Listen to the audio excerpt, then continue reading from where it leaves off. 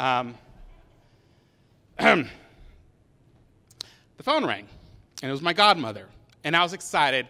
I love my godmother. She was calling to check in on me because I was traveling down to Guatemala, which is where I'm from, to visit her. And it was going to be my second solo trip. The first solo trip that I ever took was a Boy Scout camping expedition in where I cut my finger and required 4 stitches. And when my mother heard that I was in the hospital, that her little baby was in the hospital getting stitches, she fainted. So this was a big deal for my family. My godmother too, but she was okay with me going to this foreign country because my godmother was going to be taking care of us. And my godmother was, how do I put this nicely, rich, was insanely rich. Her and her husband, my godfather, owned the CVS Gigantes. They owned pharmacies down there. They owned Guatemala's largest pharmacies. And, she was going to watch over us and take care of us. And she was calling just to kind of button all the details up and make sure that we were okay. And while we were on the phone, my godmother mentioned that she was going to take me to this brand new restaurant that had just opened up in Guatemala City, where the meats were the juiciest, the fruit was the freshest, and the decor was to die for. And this freaked out my mother, because to my mother, to our family, we're from humble stock, so our idea of fine dining was just going to Sizzler, So as soon as I hung up the phone, my mother called an emergency family meeting, and she said we had to address a few things before I went down the trip, because my mother wanted to make sure that I impressed the family, The first thing was we needed to take care of the way I dressed. I know now I'm looking pretty sharp, but back then I wasn't this put together. So we had to go take care of the fashion problem. So we went to where every fashionista goes that lives in Alhambra. We went to Mervyn's, right? They didn't have what we wanted, so we had to go to Sears because they had a husky section.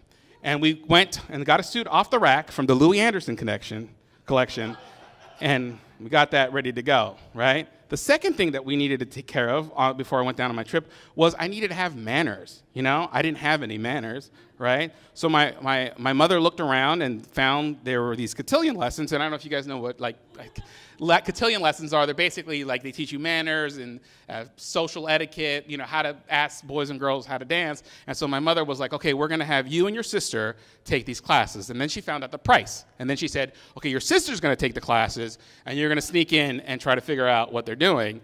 And I was a quiet kid. I was a fat, invisible child, so I sat in the back of the room, and I just sort of mimicked everything. And eventually, when the cotillion teachers saw me, my mother just said, oh, he's autistic. That's what he does. That's what he does. And so they took pity on me. Just so you got the idea of my mother, just to get a better understanding of my mother, she's also the woman, when I was a child, when we caught her cheating while we were playing Crazy Eights. We didn't have the money for Uno, but when she caught her cheating at Crazy Eights, she said, I had been cheating for a while, and if you guys were smarter, you would have caught me sooner. So that was it. And then there was the biggest problem that we actually had was I do not speak a lick of Spanish. Now, I understand it. I understand it if you insult me in Spanish, because that's what my mom used to do all the time.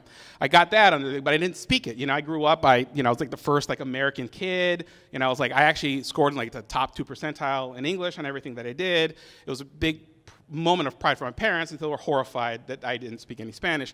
So the house went on lockdown, and all we did was watch Spanish television, right? We saw, telenovelas, we saw Sábado Gigante, and, I started taking dramatic pauses when I spoke.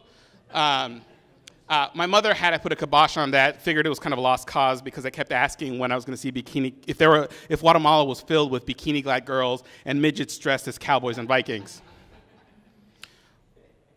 But it was time. I flew down there. It was a lovely, lovely trip. No midgets at all in Guatemala. I don't know what the deal is. I didn't see any while I was down there. But we finally came to the night where my godparents were going to take me to the restaurant that had the meats, the juiciest meats, the fruit that was the freshest, and, of course, the decor that was to die for, right? I got to the house. I went up to the room they had prepared for me to change. And they had a maid, and they asked me if I wanted my suit pressed. I didn't know what that meant, but the maid said I needed it, so I said yes. Pressed my suit. I went down. We waited for the limo. They owned a limo, and we got in the car. And we drove. And I was really nervous this whole time. I was just trying to remember all the notes that we had talked about. I was, trying to talk to my cousins who kept asking me if I knew Pauly Shore. This was the 90s, guys, so everybody assumed that I knew Pauly Shore because I lived in Los Angeles. And so we were talking, and I was getting really nervous, and I was like, I was watching sort of like, us going through these, like, Guatemala and the different neighborhoods, and we're driving, when my godfather rolls down the window and he says, "We're almost here." Well, he says in Spanish, but I don't remember how to say it in Spanish. He says, "We're almost here. Be ready. Be on your best behavior."